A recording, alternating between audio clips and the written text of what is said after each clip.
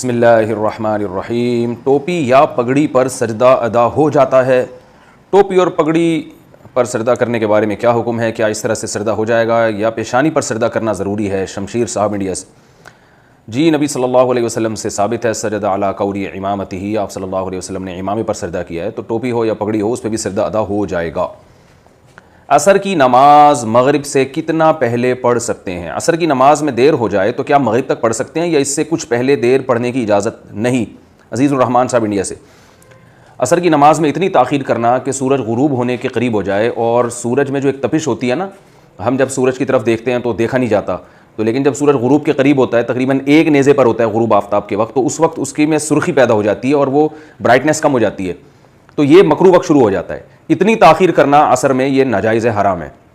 البتہ اگر کسی نے کر لی تاخیر تو گناہ تو ہوگا، مگر وہ مزید تاخیر نہیں کر سکتا، کیونکہ نماز ابھی قضا نہیں ہوئی ہے۔ نماز قضا ہوتی ہے سورج غروب ہونے کے بعد، تو جیسے تیسے پھر اسی وقت پڑھ لے، تو مغرب سے پہلے بھی پڑھ سکتا ہے، البتہ گناہ ہوگا کہ آپ نے اتنی تاخیر کی کیوں۔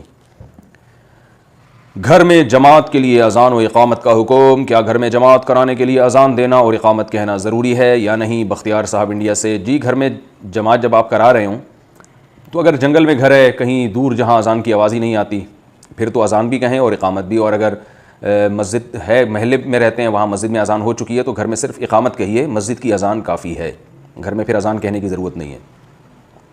خواتین درگاہ پر جا سکتی ہیں؟ کیا درگاہ پر صرف زیارت کی نیت سے جانا جائز ہے یا نہیں؟ نیز مستورات کا درگاہوں پر جانا کیسا ہے؟ شیخ سعود انڈیا سے۔ آج کل جس طرح درگاہوں پہ لوگ جاتے ہیں تو مردوں کا جانا جائز نہیں ہے، خواتین کا کہاں سے جائز ہوگا؟ صرف اتنی بات ثابت ہے کہ نبی صلی اللہ علیہ وسلم نے ہمیں قبروں کی زیارت کا حکم دیا ہے، فَإِنَّهَا تُذَكِّرُ الْآخِرَةَ، حدیث میں آتا ہے اس سے آخرت کی یاد تازہ ہوتی ہے، تو آپ قبرستان جائیں آخرت کی یاد تازہ کرنے کے لیے، یا کسی بزرگ کی زیارت کی قبر پہ بھی جا سکتے ہیں اس سے محبت کی وجہ سے، تو جیسے ہم رسول اللہ صلی اللہ علیہ وسلم کی قبر اطہر کی زیارت کے لیے جاتے ہیں، آپ صلی اللہ علیہ وسلم اپنی والدہ کی قبر کی زیارت کے لیے گئے، صحیح مسلم کی حدیث ہے، تو اس طرح کسی سے محبت ہو تو اس کی قبر کی زیارت کے لیے بھی جا سکتے ہیں۔ تو خواتین کے لیے چونکہ قبرستان جانا پسندیدہ عمل نہیں ہے، تو اس لیے بھی ان کو منع کیا جائے گا، اور قبروں پہ درگاہوں پہ جانے سے تو ویسے بھی منع اس لیے کیا جائے گا کہ وہاں بدعتیں بہت ہوتی ہیں۔ آج کل درگاہوں پہ جو کچھ ہو رہا ہے، جبے قبے بنے ہوئے ہوتے ہیں اور وہاں لنگر چل رہے ہوتے ہیں اور پتہ نہیں کیا کیا بدعتیں ہو رہی ہوتی ہیں، تو وہاں تو قطعاً اجازت نہیں ہے خواتین کو جانے کی۔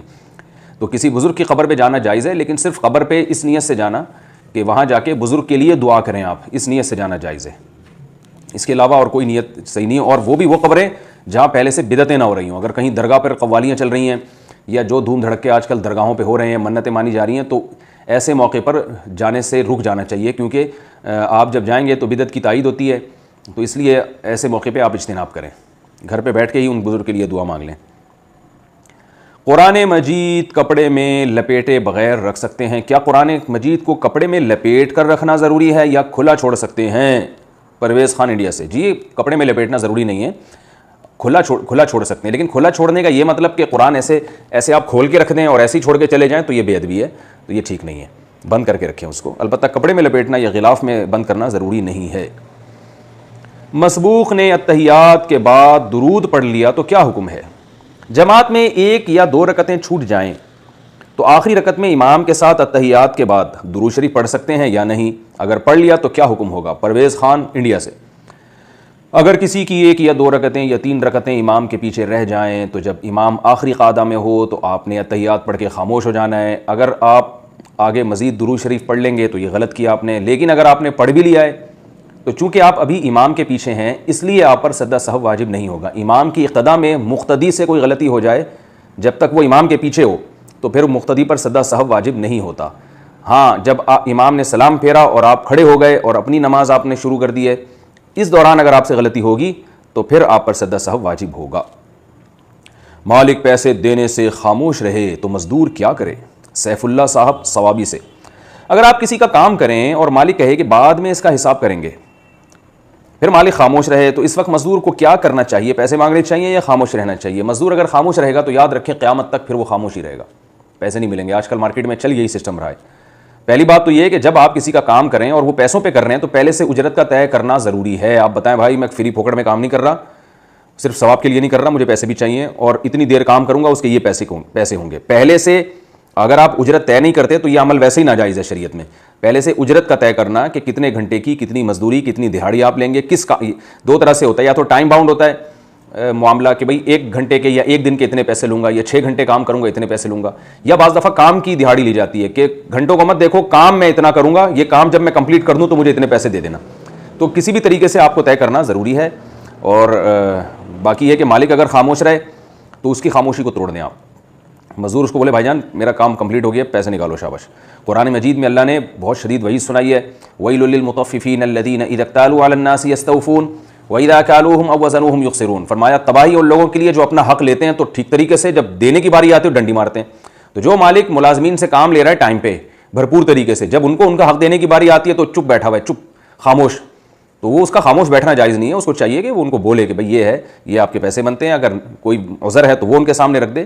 وہ مالک کو خاموش رہنا اس موقع پہ ٹھیک نہیں ہے. ویسے مالک لوگ بہت باتیں کر رہے ہوتے ہیں, جب تنخواہ دینے کی باری آتی ہے تو خاموش ہو جاتے ہیں. رومن اردو میں قرآن لکھنے کا حکم, کیا رومن یعنی انگلش حروف میں قرآن کو لکھنا جائز ہے یا نہیں؟ مقصود احمد انڈیا سے, جائز نہیں ہے. قرآن مجید کے بہت سارے حروف ایسے ہیں جو رومن میں ادا کرنا پاسبل ہی نہیں ہے. ضاد ہے, ضاد تو انگلش میں ہے ہی نہیں. اسی طرح رال ہے, ثا ہے, یہ الفاظ انگلش میں نہیں ہے. تو وا ہے, توئیں کے بعد جو ضاد ہے, خود طا بھی نہیں ہے, طا دال نہیں ہے انگلش میں, ڈی ہے, دال نہیں ہے. اگر دال کی پروناؤنسیشن کرنی ہے تو وہ اس کے لیے ٹی ایچ کو ملانا پڑتا ہے, تو اس سے تھے کا لفظ بھی بن سکتا ہے. تو وہ ادا کرنا پاسبل ہی نہیں ہے. بعض لوگ یہ کر رہے ہیں کہ جی وہ زیڈ کے اوپر نقطہ لگا کے ضاد بنا دیا زیڈ کے نیچے, تو یہ بھی صحیح نہیں ہے. صدیوں سے جو اجمیوں کے لیے, جب اجمیوں کو قرآن پڑھنا ہوتا تھا تو وہ عربی رسم الخط سیکھتے ہیں, ہمیشہ سے یہی طریقہ چلا آ رہا ہے. اور جب تفسیر پڑھنی ہوتی ہے تو وہ جس زبان میں چاہو, انگلش میں ہو, اردو میں ہو, فارسی میں ہو, کسی بھی زبان میں. تو اگر کسی کو قرآن مجید کے الفاظ پڑھنے ہیں تو بھائی وہ عربی رسم الخط سیکھے, تاکہ قرآن کا جو پروناؤنسیشن ہے وہ خراب نہ ہو. اگر اس طرح رومن میں آ گیا تو قرآن تو بہت, اس کی حفاظت جو ہے نا بہت ضروری ہے. ٹھیک ہے, اللہ نے اس کی حفاظت کی ذمہ داری لی ہے, لیکن وہ ہمارے ذریعے سے ذمہ داری لی ہے نا کہ میں اپنے بندوں سے حفاظت کرواؤں گا قرآن کی. تو ہمیں تو وہی کرنا ہے جو قرآن کی حفاظت میں معاون اور مددگار بنے. تو اس لیے یہ ہم اس کو ٹھیک نہیں سمجھتے. جو ہے نا یہ عربی رسم الخط ہی میں قرآن کی آیتوں کو لکھنا ضروری ہے, اور اس کی ضرورت بھی نہیں ہے نا. اگر کسی کو قرآن پڑھنا نہیں آتا تو آپ اس کو آیت کا ترجمہ لکھ کے بھیج دیں. کوئی ضروری تو نہیں ہے نا کہ جس کو نہیں آتا وہ بھی لازمی قرآن کی آیتیں زبان سے ادا کرے غلط سلط.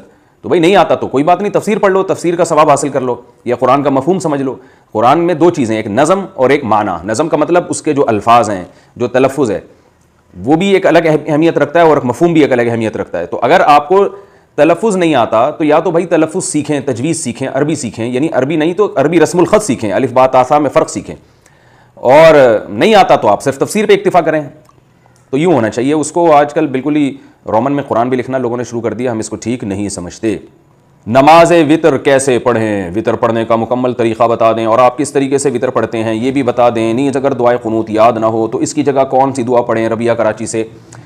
وطر کے بارے میں بہت ساری احادیث ہیں جن میں مختلف طریقے وطر کے بیان کیے گئے ہیں. بعض علماء کا موقف یہ ہے کہ ہر طریقے سے وطر ادا ہو سکتی ہے, 3 رکعت بھی, 1 رکعت بھی, 1 سلام کے ساتھ بھی, 2 سلام کے ساتھ بھی. اور بعض علماء نے ان تمام احادیث میں تطبیق دی ہے کہ یہ اپنے ظاہر پر نہیں ہے کہ, اور انہوں نے کہا کہ اصل تو وہ طریقہ ہے جو حضرت عائشہ رضی اللہ تعالی عنہا نے بتایا, صحیح حدیث ہے کہ کان نبی صلی اللہ علیہ وسلم یوتر بثلاث, نبی صلی اللہ علیہ وسلم 3 وطر پڑھتے تھے, لا یسلم الا فی آخرہن, اور صرف آخر میں سلام پھیرتے تھے. اور پہلی رکعت میں سبح اسم ربک الاعلی, دوسری میں قل یا ایھا الکافرون, تیسری میں قل هو اللہ احد پڑھتے تھے.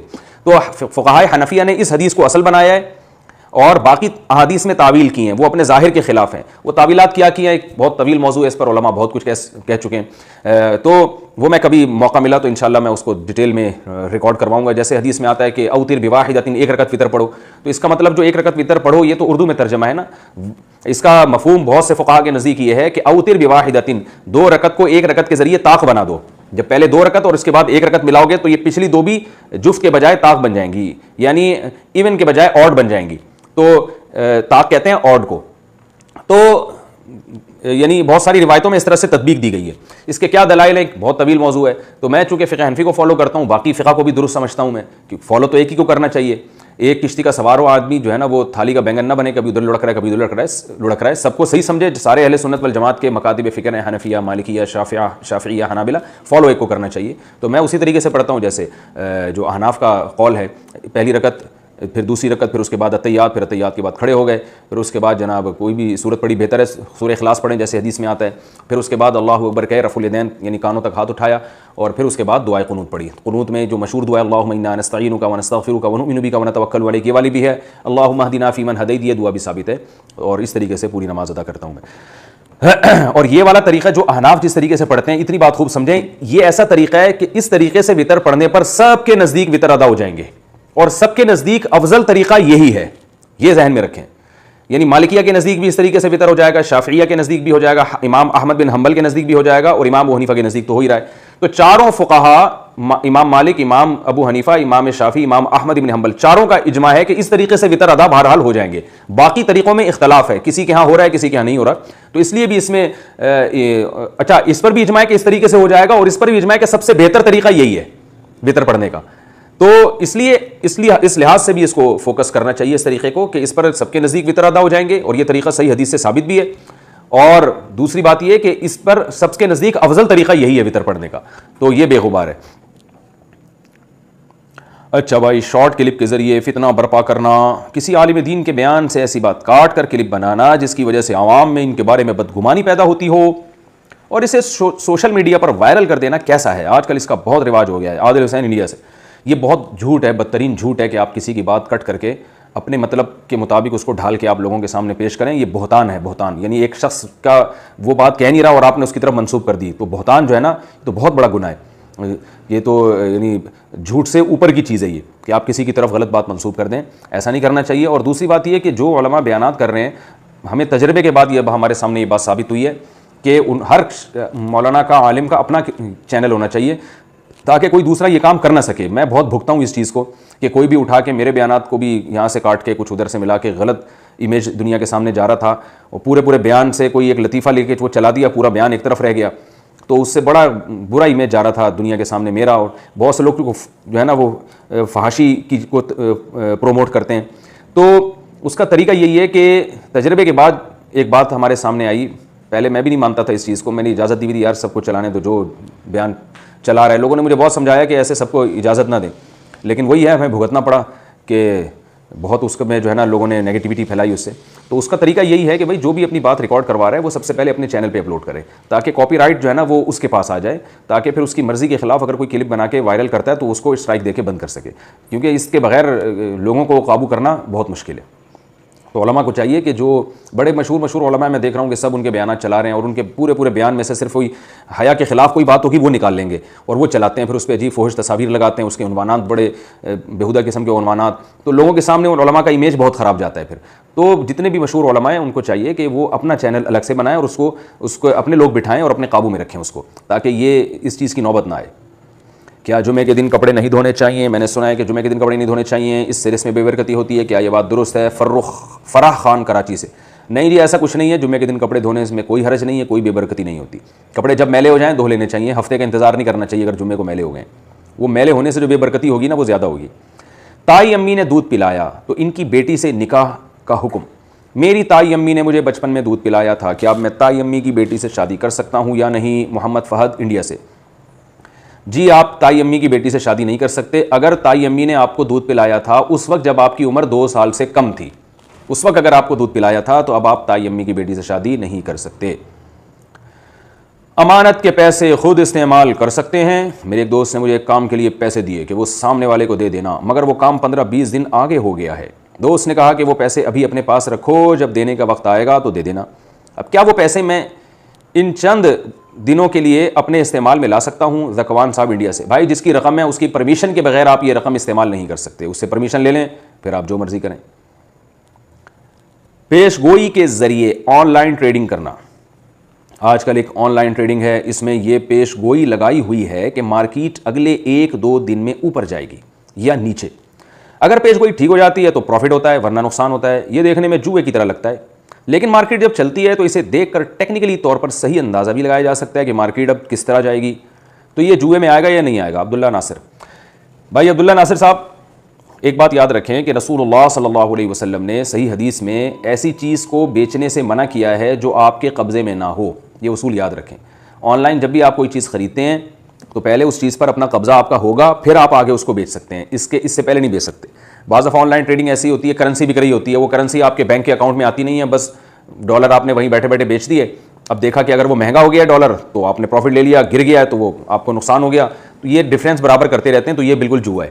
تو قبضہ ضروری ہے، آپ کے قبضے میں یا آپ کی طرف سے کوئی نمائندہ ہو اس کے قبضے میں آئے وہ، اس کے بغیر یہ جائز نہیں ہے، کوئی بھی تجارت جائز نہیں۔ البتہ پلاٹ ایک ایسی چیز ہے جو خرید کر آپ قبضے کے بغیر بھی آگے بیچ سکتے ہیں، لیکن اس میں بھی اتنی ملکیت آ جانی چاہیے کہ وہ چیز آپ کے رسک میں داخل ہو جائے، یعنی نقصان ہو تو پھر آپ کا نقصان سمجھا جائے۔ مرحوم والد کے لیے موبائل کے غلط استعمال سے انہیں گناہ ہوگا؟ مرحوم والد کے موبائل کے غلط استعمال سے کیا انہیں گناہ ہوگا؟ میرے والد صاحب کا کچھ دنوں پہلے انتقال ہوا ہے، ان کا ایک موبائل تھا جو اب میرے استعمال میں ہے۔ ان کی زندگی میں بھی کبھی کبھی موبائل استعمال کر لیتی تھی، لیکن وہ اس کے غلط استعمال سے روکتے تھے۔ اب اگر ان کی وفات کے بعد میں اس کا کچھ غلط استعمال کروں تو کیا اس کا گناہ ان کو ملے گا یا نہیں؟ مریم صاحبہ لاہور سے۔ دیکھیں اب تو وہ گناہ ان کو تو نہیں ملے گا، وہ موبائل ان کا رہا نہیں، اب تو وارثوں کا موبائل ہے۔ اب آپ کو گناہ ملے گا تو آپ کو اپنے ابا کی تو فکر ہے، اپنی فکر نہیں ہے۔ آخرت کا جو گناہ ہے نا وہ اتنا سخت ہے کہ وہ جب ملے گا تو اللہ بچائے، پھر آپ کہیں گی کہ کاش یہ میں نے گناہ نہ کیا ہوتا۔ تو موبائل کا غلط استعمال نہ کریں، ابا کو گناہ نہیں ملے گا لیکن آپ کو بھی گناہ ملے گا اور بہت سخت گناہ ہوگا۔ اللہ تعالیٰ محفوظ رکھے اور آپ کے والد صاحب کی اللہ تعالیٰ مغفرت فرمائے۔ کسی کے منہ پر تعریف کرنے کا حکم، کیا کسی شخص کی تعریف کرنا جائز ہے؟ اگر نہیں تو کس صورت میں جائز نہیں ہے؟ محمد نفیس انڈیا سے۔ حدیث میں آتا ہے رسول اللہ صلی اللہ علیہ وسلم نے فرمایا کہ تم نے جب ایک صحابی نے کسی کی تعریف کی بہت زیادہ تو آپ نے فرمایا تم نے تو اس کی گردن کاٹ ڈالی، اور ایک حدیث میں آتا ہے جو تمہارے منہ پہ تعریف کرے اس کے منہ پہ خاک ڈال دو۔ تو ان دو حدیثوں کی وجہ سے یہ کہا جاتا ہے کہ کسی کے منہ پہ اس کی تعریف نہیں کرنی چاہیے۔ اسی طرح قرآن مجید میں اللہ کا ارشاد ہے فلا تزکوا انفسکم، اپنی تعریفیں مت کیا کرو، اپنی سے مراد اپنی یا اپنے دوستوں کی، کہ ہوا اعلم بمن اتقى، اللہ کو خوب پتہ ہے کہ کون پرہیزگار ہے، کون کتنے پانی میں، اللہ خوب جانتا ہے۔ تو ان احادیث سے پتہ چلتا ہے کہ تعریف کرنا درست نہیں ہے، لیکن دوسری حدیث سے پتہ چلتا ہے خود آپ صلی اللہ علیہ وسلم نے بھی تعریف کی ہے، صحابہ کرام کے اچھے کاموں پہ ان کی حوصلہ افزائی کی ہے۔ جیسے حدیث میں آتا ہے کہ آپ صلی اللہ علیہ وسلم نے ایک صحابی سے فرمایا ان فیک خصلتین یحبہم اللہ ورسولہ او کما قال صلی اللہ علیہ وسلم، تمہارے اندر دو اچھائیاں ایسی ہیں جو اللہ اس کے رسول کو پسند ہے۔ کیا یا رسول اللہ کیا اچھائیاں؟ فرمایا الحلم والانات، ایک تو تمہارے اندر برداشت ہے، ایک فیصلوں میں جلد بازی نہیں کرتے، سوچ بچار کے کرتے ہو۔ تو یہ دو چیزیں تھیں صحابی میں، آپ نے ان کے سامنے ان کی تعریف کی۔ تو اس سے پتہ چلتا ہے کہ جس حدیث میں تعریف سے منع کیا ہے نا وہ دو قسم کی تعریفوں سے، ایک تو تعریف میں مبالغہ آرائی سے، تبھی حدیث میں پوری حدیث یہ ہے کہ آپ نے فرمایا کہ کسی کی جب تعریف کرنی ہو تو یوں کہا کرو کہ میرا خیال یہ ہے، اللہ نے چاہا تو ایسا ہوگا، یعنی جزم کے ساتھ یہ کہنا کہ گویا اس کو پورا جنتی بنا دینا کہ اتنا اچھا، جیسے آج لوگ کر رہے ہوتے ہیں یار ایسا نائس آدمی، ایسا اچھا آدمی کہ خدا کی قسم وہ ہو، جیسے پتہ نہیں اس سے زیادہ اچھا دنیا میں کوئی پیدا ہی نہیں ہوا۔ تو غلو سے منع کیا گیا، بھائی یوں بولو ماشاءاللہ اچھا آدمی ہے ہمارے خیال کے مطابق، اور جو جتنا ہم جانتے ہیں اس کے حساب سے ماشاءاللہ یہ کوئی اچھی صفت ہے۔ زیادہ غلو نہ کیا جائے، مبالغہ نہ کیا جائے، اس سے نظر بھی لگتی ہے بعض دفعہ اور اللہ بھی ناراض ہوتے ہیں۔ تبھی قرآن میں آتا ہے ہوا اعلم من اتقى، کون کتنے پانی میں اللہ جانتا ہے۔ تو تم اپنی رائے کا اظہار کر دیا کرو، جزم کے ساتھ یہ کہنا کہ وہ بہت ہی اچھا ہے یا وہ پکا جنت میں ہی جائے گا۔ آج دیکھیں نا جب کسی کا انتقال ہو جاتا ہے لوگ اتنی تعریفیں کرتے ہیں کہ بس فرشتے بھی جو ہے نا وہ گویا فرشتوں کو بتا رہے ہوتے ہیں کہ اس کو جنت میں ہی بھیجنا ہے تم نے۔ میں نے دیکھا ہے لوگ ایسی میت کی تعریفیں، یا اتنے نیک اتنے نیک اتنے نیک، یہ تو سیدھا جنت میں ہی جائیں گے۔ تو ایسے یقین کے ساتھ فتوے لگانا یہ درست نہیں ہے۔ تو اتنی زیادہ غلو کرنا تعریف میں یہ ناپسندیدہ ہے۔ دوسرا تعریف جو منہ پہ منع ہے وہ والی تعریف جس میں خوشامد کا عنصر ہو، یعنی چاپلوسی جسے کہتے ہیں، مکھن لگانا سامنے والے کو نا، تاکہ وہ دل میں نہیں ہے یہ، لیکن سامنے اس کے منہ پہ اس کو چڑھانے کے لیے وہ بڑا چوڑے میں آ جاتا ہے، اور دل میں آپ کے نہیں ہوتا یہ کہ وہ اتنا اچھا ہے، تو مکھن لگانے جو دفتروں میں ہو رہا ہے اپنے باس کے سامنے مکھن لگانے کے لیے اس کی چاپلوسی کرتے رہتے ہیں، تو یہ غلط ہے۔ باقی اگر آپ کا مقصد چاپلوسی بھی نہیں ہے اور آپ تعریف میں مبالغہ بھی نہیں کر رہے، آپ تعریف اپریشیٹ کرنے کے لیے کر رہے ہیں، تو یہ نہ صرف ثابت ہے بلکہ نبی صلی اللہ علیہ وسلم کا یہ سنت عمل ہے، اور اس سے معاشرے میں نیکی کو فروغ ملتا ہے۔ جیسے اللہ نے فرمایا کہ نیکی کو فروغ دو، وتعاونوا علی البر والتقوی، نیکی میں ایک دوسرے کے ساتھ تعاون کرو۔ تو کسی کی اچھی صفت کو دیکھ کر اس کے سامنے بیان کرنا اس نیت سے، اعتدال کے ساتھ بیان کرنا اس نیت سے تاکہ یہ اور اس کی حوصلہ افزائی ہو، تو یہ بالکل ٹھیک ہے۔ حضرت ابو ہریرہ رضی اللہ تعالیٰ عنہ نے عرض کیا یا رسول اللہ، لوگ میرے اچھے عمل پہ میری تعریف کرتے ہیں تو مجھے اس سے خوشی ہوتی ہے، یہ کیسا عمل ہے؟ آپ صلی اللہ علیہ وسلم نے فرمایا کہ یہ تو دنیا میں اللہ کی طرف سے اجر ہے، آخرت میں تو اور اجر ملے گا، کیونکہ جب کوئی نیکی کا کام کرتا ہے تو لوگ بھی خوش ہوتے ہیں، لوگ بھی اس سے محبت کرتے ہیں، تو یہ اور لوگ تعریف بھی کرتے ہیں، تو یہ دنیا کا اجر ہے اور آخرت میں اس کے علاوہ اجر ملے گا۔ جب برائی کرتے ہیں تو لوگ بھی لعنتیں بھیجتے ہیں اور صلواتیں سناتے ہیں اور برائیاں کرتے ہیں، تو آخرت کی سزا تو بعد میں ملے گی، برے لوگوں کو یہ بھی دنیا میں سزا ملتی ہے، صلواتیں چاروں طرف سے۔ اور ہمارے مشہور بہت سے لوگ ہیں، آپ نے دیکھا ہوگا ان کی حرکتوں پر صلواتیں پبلک کی طرف سے پورے ہول سیل کے حساب سے ملتی رہتی ہیں، تو یہ دنیا میں ان کو عذاب ملتا ہے، آخرت میں اس کے علاوہ ملے گا۔ تو تعریف کرنا مبالغہ آرائی نہ ہو، حد سے تجاوز نہ ہو، ایک شرط، دوسری شرط خوشامد مقصد نہ ہو، اور تیسری شرط ایک اور ہے کہ جس کی تعریف کی جا رہی ہے وہ چھوٹے ظرف کا نہ ہو، ایسا نہ ہو کہ آپ اس کی تعریف کریں وہ چوڑے میں آ جائے، تو یہ بھی اطمینان ہو۔ یہ تین شرطوں کے ساتھ، یہ تین شرطیں اگر نہیں پائی جائیں تو پھر آپ کسی کی تعریف اس کے منہ پہ کر سکتے ہیں تاکہ اس کی حوصلہ افزائی ہو اور وہ جو ہے اور اس کو توفیق ملے نیکی کے کام کرنے کی۔ اگر تراویح کے پیسے طے نہ ہوں تو ہدیہ لینے کا حکم۔ اگر رمضان میں تراویح کے پیسے پہلے سے طے نہ ہوں لیکن بعد میں وہ بلا کر ہدیے کے طور پر دے دیں تو کیا یہ لینا جائز ہوگا یا نہیں؟ محمد مدثر انڈیا سے۔ جس قاری کے بارے میں، حافظ کے بارے میں پتہ ہو کہ اس کو اگر ہدیہ نہ ملا تو یہ نالائق تراویحاں پڑھائے گا ہی نہیں، تو ایسے قاری کو تو دینا جائز نہیں ہے، کیونکہ یہ ہدیہ نہیں ہے، یہ کمیشن ہی ہے۔ لیکن جس قاری کے بارے میں غالب گمان ہو کہ یہ اگر اس کو ہدیہ نہ بھی ملتا تو بھی یہ تراویح اخلاص کے ساتھ پڑھاتا تو پھر اس کو ہدیہ دینے میں کوئی حرج نہیں ہے۔ یہ اندازہ کیسے ہو کہ یہ اس کی نیت میں خلوص ہے یا نہیں ہے؟ تو جب قاری کو لے کر آئے نا مسجد میں تراویح پڑھوانے کے لیے تو اس کو پہلے سے ہی بتا دیا کریں کہ آپ جو یہاں تراویح پڑھائیں گے تو یہ بات ذہن میں رکھیں کہ یہاں تراویح پڑھانے پر آپ کو ثواب کے علاوہ کچھ بھی نہیں ملے گا، تو پہلے سے بتا دیں، تو دیکھ لیں گے وہ کتنا پانی میں ہے، اگر ٹک جاتا ہے تو اس کا مطلب ثواب کے لیے پڑھا رہا ہے تو پھر پڑھوا لیں اس سے، اور اگر وہ اس کو یہ ہوتا ہے کہ یار یہ اس کا نیلا پیلا منہ ہونا شروع ہو جاتا ہے تو اس کو پتلی گلی سے نکال دیں آپ۔ تو علماء کہتے ہیں کہ ایسا قاری جو پیسے لے کے تراویح پڑھا رہا ہو اس سے بہتر ہے کہ علم تری کیف فعل اور چھوٹی 10 صورتوں سے آپ ایسے آدمی کے پیچھے تراویح پڑھ لیں جو اخلاص کے ساتھ پڑھا رہا ہو، بے شک وہ حافظ نہ ہو۔ ہاں اگر اس کی نیت کوئی پیسوں کی نہیں تھی، آپ نے ٹیسٹ کر لیا، پھر بے شک ہدیہ تو کسی کو بھی دیا جا سکتا ہے، تو اس نے آپ کی خدمت کی، آپ دے دیں اس کو ہدیہ، کوئی حرج نہیں ہے اس میں۔ اور جو قاری حضرات ہیں رمضان میں تراویح پڑھانے والے، ان سے بھی اللہ کا واسطہ اپنی نیت کو خالص کریں، اس کو کاروبار کا ذریعہ نہ بنائیں تراویح کو، اس سے آپ کو ثواب نہیں ملے گا، ذہن میں رکھیں، بلکہ الٹا وبال ہوگا۔ جتنے بھی ہمارے مشہور علماء ہیں جو افتاء کے فن میں ماہر ہیں، جو ماہر مفتیوں سے جنہوں نے فتویٰ نویسی سیکھی ہے، اور بڑے بڑے ادارے ہیں، دارالعلوم کرنگی ہے، جامعۃ الرشید ہے، بنوری ٹاؤن ہے، تو جو ادارے ہیں باقاعدہ، افراد کی بات نہیں کر رہا، فرد تو افراد کے تو تفردات بھی ہوتے ہیں، جو جتنے ہمارے جو محقق علماء ہیں جو باقاعدہ اداروں سے منسلک ہیں، ان کا فتویٰ یہی ہے کہ تراویح کی اجرت لینا جائز نہیں ہے۔ مسافر جماعت کے ساتھ کتنی نماز پڑھے گا؟ مسافر جماعت کے ساتھ نماز پڑھتے وقت کتنی رکعت نماز پڑھے گا؟ شاہد حسین کلکتہ سے۔ بھائی مسافر اگر امام کے پیچھے نماز پڑھ رہا ہے تو امام اگر مسافر ہے تو مقتدی بھی 2 رکعتیں پڑھے گا، لیکن امام اگر مقیم ہے تو جتنی رکعتیں امام پڑھ رہا ہے مسافر کو پوری رکعتیں پڑھنی پڑیں گی اتنی، چاہے وہ آخر میں ہی اس کے ساتھ نماز میں شریک ہو۔ عقیقے میں بالوں کے وزن کے برابر صدقہ کرنے کا حکم۔ ہمارے گھر میں پہلی بار عقیقہ ہو رہا ہے، ماشاءاللہ ماشاءاللہ، اللہ کرے بار بار ہوتا رہے۔ اس کا مکمل طریقہ بتا دیں۔ بعض لوگ کہہ رہے ہیں کہ بالوں کے وزن کے برابر چاندی یا پیسے صدقہ کیے جائیں گے، اس کے بارے میں بھی تفصیل سے بتا دیں۔ طارق خان بھوپال سے۔ حضرت حسن رضی اللہ تعالیٰ عنہ کی جب ولادت ہوئی تھی حضرت فاطمہ کے ہاں تو آپ صلی اللہ علیہ وسلم نے 7ویں دن ان کے بال منڈوانے کا حکم دیا اور بالوں کے برابر چاندی صدقہ کرنے کا حکم دیا۔ تو یہ حدیث ہے ہمارے پاس، لیکن یہ کوئی عام معمول نہیں تھا، خود نبی کا بھی اور صحابہ کا بھی کوئی عام معمول نہیں تھا، تو اس لیے علماء نے استدلال کیا کہ مستحب عمل ہے کہ آپ بچے کے جو بال جب کاٹتے ہیں 7ویں دن تو اس کے وزن کر کے جتنی چاندی بنتی ہے اتنا صدقہ کر دیں، بہتر ہے، افضل ہے، یہ بھی اس کے لیے جس میں استطاعت ہو، اور یہ کر لیں ٹھیک ہے، یہ نہیں کر سکتے تو ویسے ہی جتنا اللہ توفیق دے صدقہ کر دیں۔ صدقات و خیرات سے بلائیں ٹلتی ہیں، اور یہاں تو اس لیے صدقہ کرنا چاہیے کہ اللہ نے آپ کو ایک نعمت دی ہے، آپ کی نسل میں اضافہ ہو رہا ہے۔ فیملی پلاننگ والے تو بہت پریشان ہوں گے کہ انسانی آبادی میں اضافہ کیوں ہو رہا ہے، تو اسلام نے عقیقہ رکھا ہے اور صدقات و خیرات کا حکم اس لیے دیا، یہ بتانے کے لیے کہ یہ ہمیں نعمت ملی ہے، اور آبادی میں اضافہ یہ جن کے گھر میں بچہ پیدا ہوا ان کے لیے بھی نعمت ہے، اور ملک کے لیے اور قوم کے لیے بھی نعمت ہے، اور نعمت ہی پہ شکرانے ادا کیے جاتے ہیں، تو اس لیے عقیقے کا بھی حکم دیا تاکہ پتہ چلے کہ یہ پینلٹی نہیں ہے، یہ کوئی جرمانہ نہیں ہے، یہ شکرانہ ہے، کیونکہ صدقات و خیرات شکرانے کے طور پر ہوتے ہیں، پینلٹی کے طور پر تو جو صدقات نہیں ہوتے وہ تو جرمانے ہوتے ہیں، کفارے ہوتے ہیں، تو یہ کفارہ نہیں ہے، یہ شکرانہ ہے۔ فوت شدہ شخص کا مالی حق کیسے ادا کریں؟ اگر کسی کا حق باقی ہو اور وہ مر چکا ہو تو اس کا حق کس طرح ادا کیا جائے؟ اشفاق احمد کشمیر سے۔ بھائی جان اس کے وارثوں کو دے دیں آپ وہ پیسے جو آپ اللہ نہ کرے کھا کے بیٹھے ہوئے تھے، معذرت کے ساتھ کھائے تو نہیں ہوں گے آپ نے، آپ تو اچھے آدمی لگ رہے ہیں، غلطی سے دینا بھول گئے ہوں گے، تو وہ آپ جو ہے نا جو مر گیا ہے اس کے وارثوں کو آپ دے دیں جا کے۔ عشاء کی نماز میں کل کتنی رکعتیں ہیں؟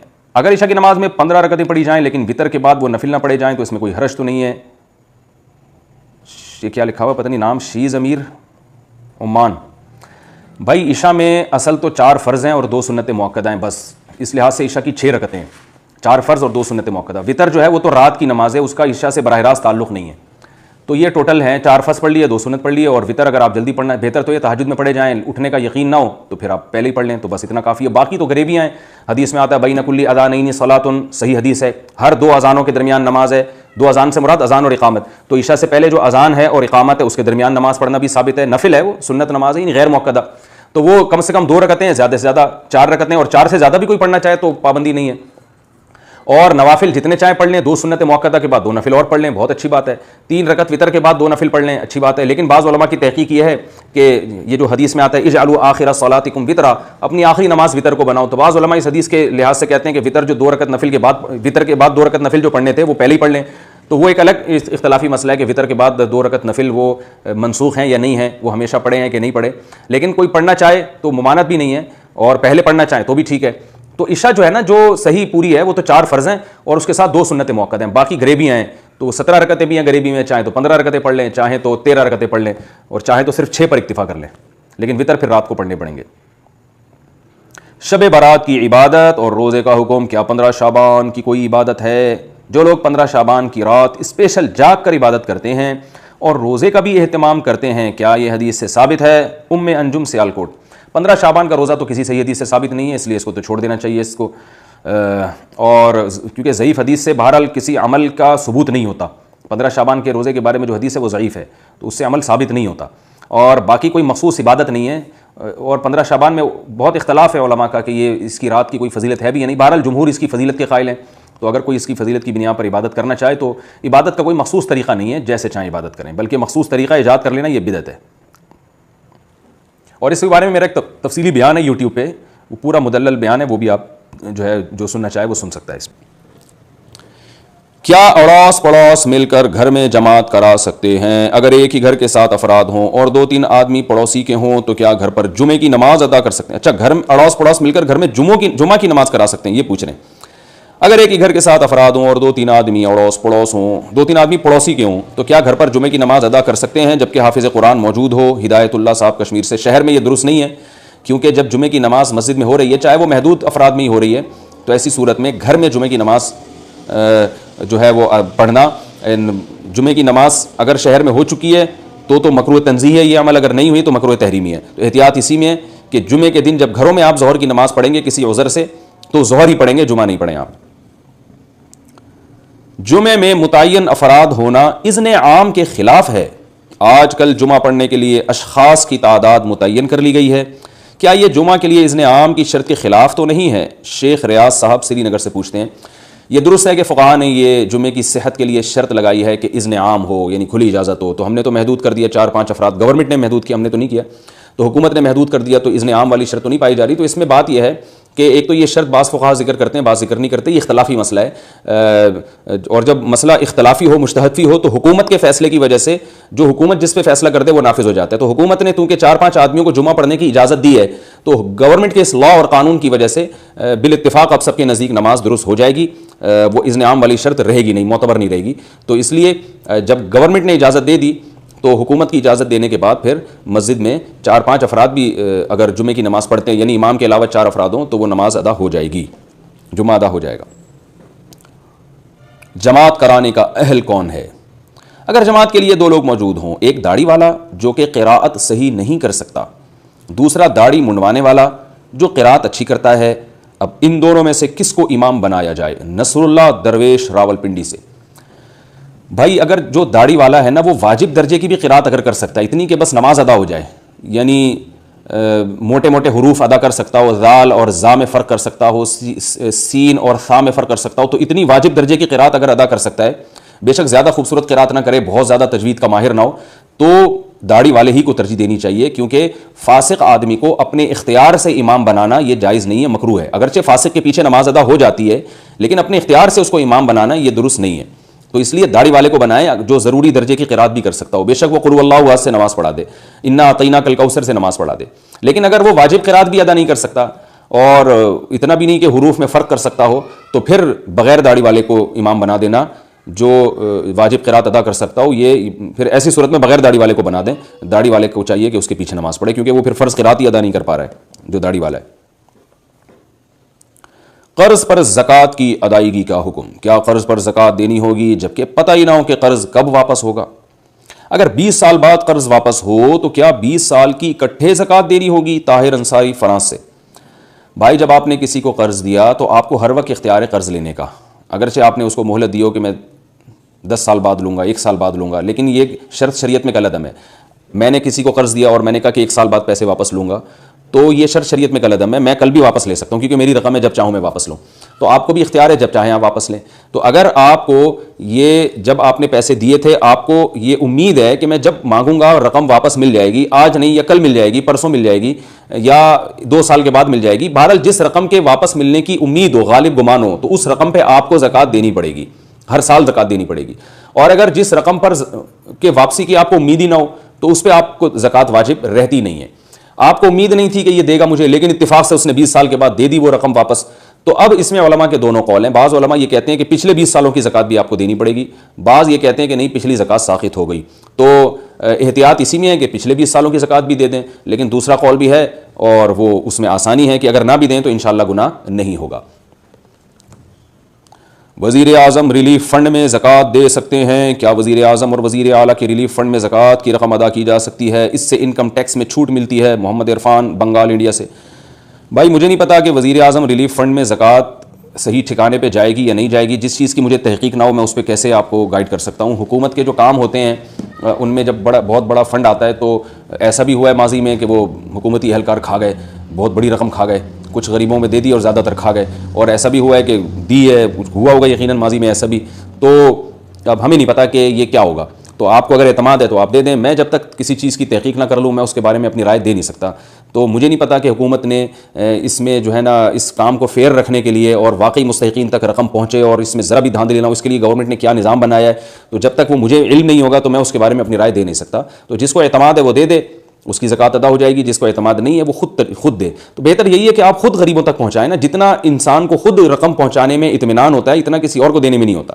تو آپ یا تو اپنے علاقے کے جو صحیح عالم ہیں اگر جن پر اطمینان ہو، یاد رکھیں ہر داڑھی ٹوپی والا بھی قابل اعتماد نہیں ہوتا. بعض لوگ کیا کرتے ہیں اس قسم کے مواقع پہ نا، جب ان کو پتہ ہوتا ہے کہ لوگ چندہ دیں گے تو وہ داڑھی رکھ کے یا چہرے پہ نور وور لگا کے، کریمیں لگا کے، یا ویسے ہی ماتھے پہ نشان لگا کے، یا ایسے صوفیوں والے لباس میں نا گھومنا شروع کر دیتے ہیں اور چندے لے کے حرام خوری کا ایک دروازہ کھل جاتا ہے. کروڑوں روپے کھا جاتے ہیں لوگوں کے. اور اس لیے صرف کسی کی داڑھی نہیں دیکھنی، کسی کی صرف نماز نہیں دیکھنی، کسی کے صرف حلیہ نہیں دیکھنا، کسی کی صرف لفاظی نہیں دیکھنی کہ کتنی چکنی چپڑی باتیں کر رہا ہے.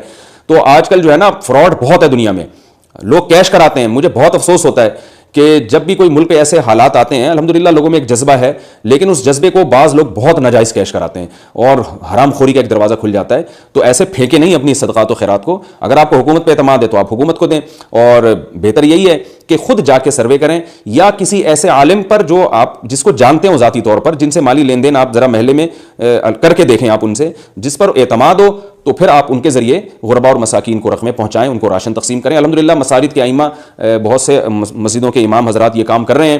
تو مسجدوں کے ذریعے کام کرانے میں فائدہ یہ بھی ہوتا ہے کہ عوام کا مسجد سے بھی ایک رشتہ جڑ جاتا ہے کہ بھائی دیکھو مسجد اپنا کردار ادا کر رہی ہے، مسجد سے لوگوں کو فائدہ ہو رہا ہے. تو مسجد سے صرف فتوی بازی نہیں ہو رہی بلکہ جو ہے نا ہماری خیر خواہی کا بھی کام ہو رہا ہے. تو اس لیے اس موقع پر وہ علماء جو مساجد کے ائمہ ہیں ان کی میں سمجھتا ہوں زیادہ ذمہ داری ہے کہ وہ یہ کام کریں تاکہ لوگ ادھر ادھر جانے سے بچیں. اور ان کے روابط بھی ہوتے ہیں، ان کے لنک بھی ہوتے ہیں، تو ان کو زیادہ پتہ بھی ہوتا ہے کہ کون زیادہ مستحق ہے. تو بہت سوچ سمجھ کے جو ہے نا اپنی راشن اور اپنی خوراک کو تقسیم کریں. سب سے بہتر تو خود سروے کریں، غریبوں کو خود تلاش کریں جا کے علاقوں میں، کیونکہ غریبوں میں بھی بڑے فراڈی ہو گئے ہیں آج کل. میں نے بتایا کہ جب کوئی اس طرح کی وبا پھیلتی ہے جیسے آج کل یہ وائرس پھیلا ہوا ہے، اللہ ہم سب کو اس سے بچائے، تو اس میں جہاں بہت سے فراڈی لوگ چندہ کرنا شروع کر دیتے ہیں، تو اسی طرح یاد رکھیں بہت سے آرٹیفیشل غریب بھی مارکیٹ میں آ جاتے ہیں. ان کو پتہ ہے کہ لوگوں کی سخاوت آج کل جوش مار رہی ہے، تو وہ چندے اکٹھے کرنا شروع کرتے ہیں. ان کے گھر میں ایسے فاقے نہیں ہوتے، ایسے پھٹے پرانے کپڑے پہن لیں گے اور گلی محلوں میں کھڑے ہو جائیں گے اور ہائے ہائے رونا پیٹنا شروع کر دیں گے. تو بڑی احتیاط کی بات ہے. لوگوں کی بڑی رقمیں نکلتی ہیں اور ہماری قوم میں اللہ نے بڑا جذبہ رکھا ہے خرچ کرنے کا، لیکن یہ سارا جذبہ ضائع ہو جاتا ہے مینجمنٹ نہ ہونے کی وجہ سے اور بغیر تحقیق کے خرچ کرنے کی وجہ سے. تو جو یعنی آپ کے ذریعے لوگوں تک رقم پہنچا رہا ہے اس پہ بھی تھوڑا سا چھان پھٹک کر لیں، اور جو رقم لینے والے ہیں ان کی بھی تھوڑی سی تحقیق کر لیں. اس کے بعد آپ کو جہاں اچھا لگتا ہے، جہاں سمجھ میں آتا ہے، آپ وہاں دیں. اللہ تعالیٰ اس موقع پر ہم سب کو اپنی ذمہ داری پوری کرنے کی توفیق عطا فرمائے اور اپنی قوم کا ساتھ دینے کی توفیق عطا فرمائے. جو خاص طور پر جو لاک ڈاؤن کی وجہ سے غریب لوگ گھروں میں محصور ہو کے رہ گئے ہیں، تو ہم نے اس موقع پر ان کا بہت زیادہ خیال رکھنا ہے، ہاتھ پہ ہاتھ رکھ کے نہیں بیٹھنا، اور مواخات قائم کرنی ہے اور وہ مثال قائم کرنی ہے جو صحابہ کرام نے اس قائم کی تھی. یقیناً ہم اس مقام تک نہیں پہنچ سکتے، لیکن کچھ تو ہم نے کچھ قربانی دینی ہے. انتہائی افسوس کے ساتھ کہنا پڑتا ہے اللہ نے تو ہمیں حکم دیا وَيُطْعِمُونَ الطَّعَامَ عَلَىٰ حُبِّهِ مِسْكِينًا وَيَتِيمًا وَأَسِيرًا کہ ایمان والے لوگ جو ہیں وہ مصیبت میں غریبوں کے مسکینوں کے کام آتے ہیں. اللہ تو ہمیں یہ ترغیب دے رہا ہے. اور ہم بعض تاجروں کو دیکھ رہے ہیں کہ بجائے کام آنے کے اور ان چیزوں سے ناجائز فائدہ اٹھا رہے ہیں. ذخیرہ اندوزی شروع کر دی انہوں نے, ماسک اسٹاک کرنا شروع کر دیے, سینیٹائزر کی بوتلیں اسٹاک کرنا شروع کر دی ہیں, اور بعض لوگوں نے کمبختوں نے آٹے کو ذخیرہ کرنا شروع کر دیا. تو خدا کے بندو اللہ کے عذاب سے ڈرو. یہ رزق اللہ کے ہاتھ میں ہے, جس کو چاہتا ہے دیتا ہے. یرزق من یشاء یبسط الرزق لمن یشاء ویقبض لمن یشاء. اللہ فرماتے ہیں جس کو چاہتا ہوں کشادہ رزق دیتا ہوں, جس کے چاہتا ہوں رزق روک لیتا ہوں. اگر آپ ان حالات میں ذخیرہ اندوزی کرو گے تو نبی صلی اللہ علیہ وسلم کی لعنت کے مستحق بھی ہوں گے, جو آپ نے وعید ارشاد فرمائی ہے ذخیرہ اندوزی کرنے والے پر.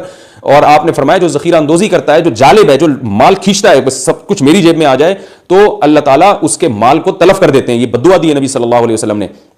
اور نبی صلی اللہ علیہ وسلم نے ارشاد فرمایا روزانہ صبح ایک فرشتہ اللہ سے دعا مانگتا ہے, اے اللہ جو خرچ کرنے والا ہے اس کو نعم البدل عطا فرما. یہ روزانہ دعائیں فرشتوں کی طرف سے ہوتی ہیں. تو اس موقع پر اگر آپ خرچ کریں گے, ذخیرہ اندوزی نہیں کریں گے, اللہ آپ کے رزق میں برکت دے گا. اور اگر آپ نے مال کو گھسیٹنا شروع کر دیا, ذخیرہ اندوزی شروع کر دی کسی بھی عنوان سے, تو آپ کا مال کی برکت برباد ہو جائے گی, خراب ہو جائے گی برکت, اس کی تباہ ہو جائیں گے آپ. تو اللہ تعالیٰ ہمیں اپنی ذمہ داری پوری کرنے کی توفیق عطا فرمائے. کیا ایک گھر میں دو الگ الگ کمروں میں جماعت سے نماز ہو سکتی ہے یا نہیں؟ بلال صاحب گودھرا انڈیا سے. بھائی اگر گھر میں ایک کمرہ بھر گیا تو اس وجہ سے دوسرے کمرے میں مقتدیوں کو کھڑا کرنا پڑ رہا ہے تو ٹھیک ہے, نماز ہو جائے گی, کیونکہ صرف ایک دیوار کا فاصلہ ہے درمیان میں. بشرطے کہ جو پیچھے لوگ کھڑے ہوئے ہیں دوسرے کمرے میں, ان کو امام کی نقل و حرکت کا پتہ چل رہا ہو کہ امام رکوع کر رہا ہے, سمیع اللہ لمن حمیدہ کہہ کے کھڑا ہو رہا ہے, یہ پتہ چل رہا ہو تو نماز ادا ہو جائے گی. غریب مزدوروں کو زکوٰۃ دینا, کیا زکوٰۃ کے پیسے ایسی کمیٹی کو دیے جا سکتے ہیں جو کہ گاؤں میں غریب مزدور جو کام پر نہیں جا سکتے ان کی مدد کرنے کے لیے بنی ہو؟ نیز زکوٰۃ کن لوگوں کو دے سکتے ہیں؟ یاسر صاحب سلواکیہ سے. بھائی زکوٰۃ ایسی کمیٹی کو دے سکتے ہیں بشرطے کہ آپ کو اس کمیٹی پر اعتماد ہو. اگر اعتماد ہے تو دے دیں. اب کمیٹی قابل اعتماد ہے یا نہیں یہ تو میں نہیں بتا سکتا یہاں بیٹھ کے, تو اس صورت میں زکوٰۃ ادا ہو جائے گی. باقی کس کو دینا جائز ہے زکوٰۃ؟ مزدوروں کو تو دے سکتے ہیں. وہ شخص جس کے پاس سونا ہے, چاندی ہے, تقریباً 52.5 تولہ چاندی کے برابر اتنی رقم کی مالیت اگر ہو, جو آج کل تقریباً 40 سے 50 ہزار کے درمیان بنتی ہے, تو اتنا قرضے سے ہٹ کر اگر کسی کے پاس اتنی رقم موجود ہے یا اتنی مالیت کا سونا یا چاندی یا کوئی اضافی پراپرٹی جو استعمال میں نہ ہو موجود ہو, تو پھر اس کو زکوٰۃ نہیں دی جا سکتی. اور اس سے کم ہے تو زکوٰۃ دی جا سکتی ہے, یا اتنی ہے مگر قرضہ اس سے زیادہ ہے تو بھی زکوٰۃ اس کو دے سکتے ہیں. تو غریب آدمی جو مزدور لوگ اکثر ایسے ہوتے ہیں ان کے پاس یہ چیزیں نہیں ہوتی, تبھی تو وہ بیچارے گڑھے کھود رہے ہوتے ہیں. تو جو مزدور پیشہ لوگ ہیں, محنت مزدوری کرنے والے, ان سے اگر آپ کو دیکھنے میں ایسا لگتا ہے کہ ان کے پاس اتنا مال نہیں ہے تو ان کو زکوٰۃ دے سکتے ہیں. لیکن میری رائے یہ ہے کہ خود جا کے ہاتھ میں پکڑایا کریں, یہ زیادہ بہتر ہے.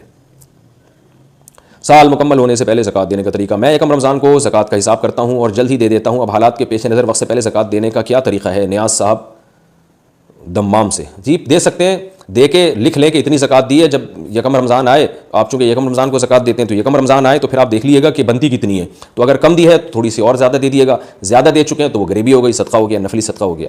لیکن بہتر یہ ہے کہ ان حالات میں غریبوں کو زکوٰۃ کے علاوہ بھی رقم دیں. زکوٰۃ تو ویسے ایک فریضہ ہے ہی, لیکن ان حالات میں تو اپنی طرف سے خود سے بڑھ چڑھ کر نفلی صدقات کرنے چاہیے, خیرات کرنی چاہیے.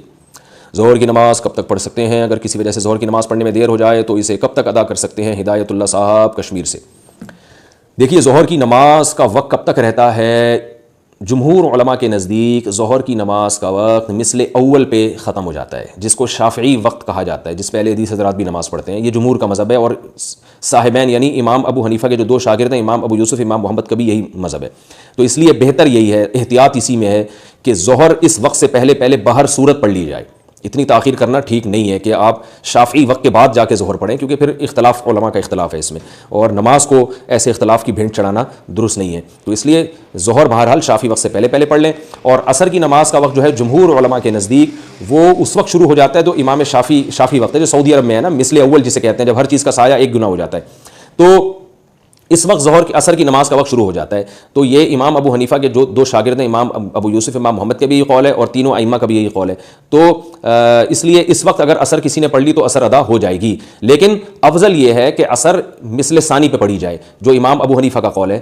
اس کے دلائل کیا ہیں دونوں کے, یہ ایک الگ موضوع ہے, میں کبھی انشاءاللہ کلپ ریکارڈ کروا دوں گا.